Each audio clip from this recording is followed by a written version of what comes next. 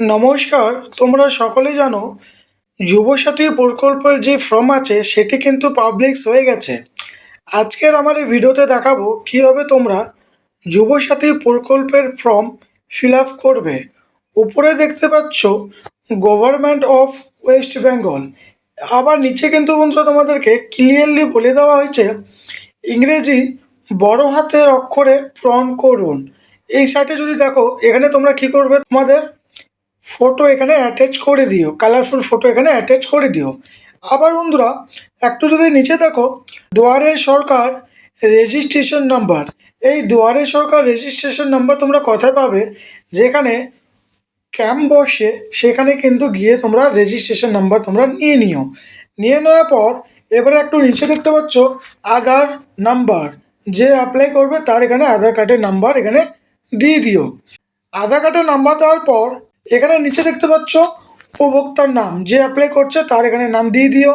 আবার দেখতে পাচ্ছ mobile number link with bank account, যেই মোবাইল নাম্বার তোমার ব্যাংকের সঙ্গে লিঙ্ক আছে সেই মোবাইল নাম্বার এখানে দিয়ে দিও।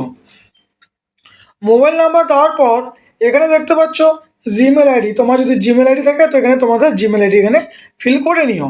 ফিল আপ করার পর আবার নিচে দেখতে পাচ্ছ জেন্ডার, তোমরা যদি পুরুষ হয়ে থাকো তো এখানে টিক করবে, যদি মহিলা হয়ে থাকো তো এখানে টিক করবে। করে দেওয়ার পর নিচে দেখতে পাচ্ছ ডেট অফ বার্থ, এখানে ডেট অফ বার্থ তোমরা কিন্তু এখানে লিখে দিও।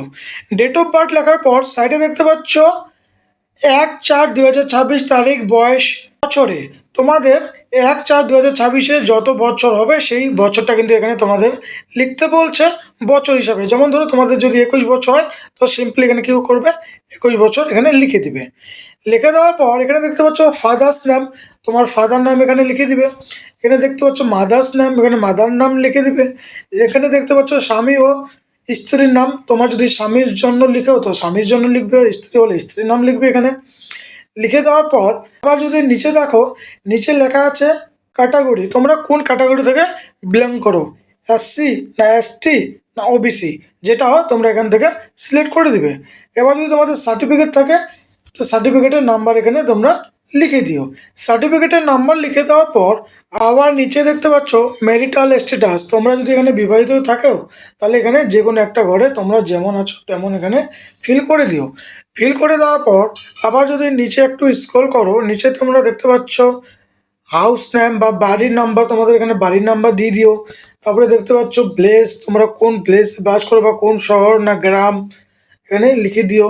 লিখে দেওয়ার পর দেখতে পাচ্ছ পোস্ট অফিস, তোমাদের পোস্ট অফিস এই ঘরে লিখবে। পোস্ট অফিসের পর দেখতে পাচ্ছ জিপি বা গ্রাম পঞ্চায়েতের নাম তোমরা এখানে সঠিকভাবে এখানে ফিল করে দিও। করে দেওয়ার পর নিচে দেখতে পাচ্ছ ব্লক, তোমাদের ব্লক কোন ব্লকে তোমরা পড়ো এই ব্লকটা এখানে লিখে দিবে। ব্লক লিখে দেওয়ার পর পুলিশ স্টেশন, তোমরা এখানে পুলিশ স্টেশন লিখবে। দেখতে পাচ্ছ নিচে ডিস্ট্রিক্ট, তোমরা ডিস্ট্রিক্ট এখানে লিখবে। তারপর দেখতে পাচ্ছ পিনকোড, তোমাদের পিনকোড এখানে লিখবে। পিনকোড লেখার পর দেখতে পাচ্ছ স্টেট অটোমেটিক কিন্তু এখানে ওয়েস্ট বেঙ্গল এখানে সিলেক্ট করা আছে। করে দেওয়ার পর নিচে দেখতে পাচ্ছ আর একটি ফর্ম, এখানে লেখা আছে মাধ্যমিক বা সমতুল্য রেজাল্টের বিবরণ। তোমাদের যে মাধ্যমিকের রোল ছিল সেটা এখানে মেনশন করে দিও। তোমাদের যে মাধ্যমিকের রোল নাম্বার, ইয়ার কোন বছরে তোমরা পাস করেছো সেটা এখানে মেনশন করে দিও।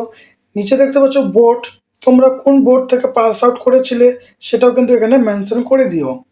করে দেওয়ার পর একটু যদি নিচে স্ক্রল করো, নিচে লেখা থাকে শিক্ষাগত যোগ্যতা সর্বোচ্চ, তোমরা সর্বোচ্চ কতটা শিক্ষাগত যোগ্যতা লাভ করেছো সেটা এখানে লিখে দিও। লিখে দেওয়ার পর বর্তমান পেশা বা বর্তমান তোমরা কি করো সেটা কিন্তু এখানে লিখতে বলা হচ্ছে। লেখার পর বন্ধুরা এখানে দেখতে পাচ্ছ ব্যাংকের যে ডিটেলস আছে সেই ডিটেলস কিন্তু এখানে লিখতে বলা হচ্ছে। ব্যাংকের নাম এখানে লিখবে, যে ব্যাংক তোমরা দিবে সেই ব্যাংকের এখানে নাম লিখবে। ব্রাঞ্চ বা তোমরা ব্যাংকের কোন ব্রাঞ্চ আছে সেটা এখানে লিখবে। ব্যাংকের অ্যাকাউন্টের নাম্বার এখানে লিখবে। আইএফএসসি নাম্বার এখানে লিখবে।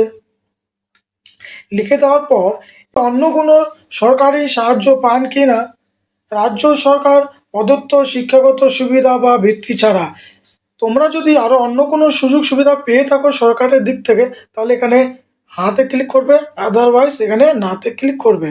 তো যদি পেয়ে থাকো তো এখানে বিবরণ লিখে দিও, কি পাও না পাও এখানে একটু সংক্ষেপে এখানে লিখে দিও। লিখে দেওয়ার পর একটু যদি নিচে স্ক্রল করো, তোমাদেরকে এখানে বলা হচ্ছে কি কি ডকুমেন্টস লাগবে, সেটা কিন্তু এখানে বলে দেওয়া হয়েছে। 1 নম্বরে দেখতে পাচ্ছ মাধ্যমিকের অ্যাডমিট কার্ড দেওয়া বলা হচ্ছে।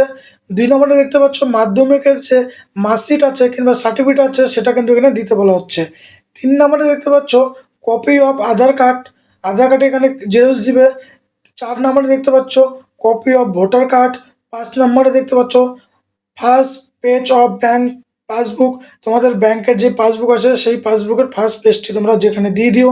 তারপরে দেখতে পাচ্ছ copy of SC ST OBC, তোমরা যেই ক্যাটাগরিতে থাকো সেই ক্যাটাগরি একটা এসসি এসটি কার্ড সার্টিফিকেট এখানে দিয়ে দিও।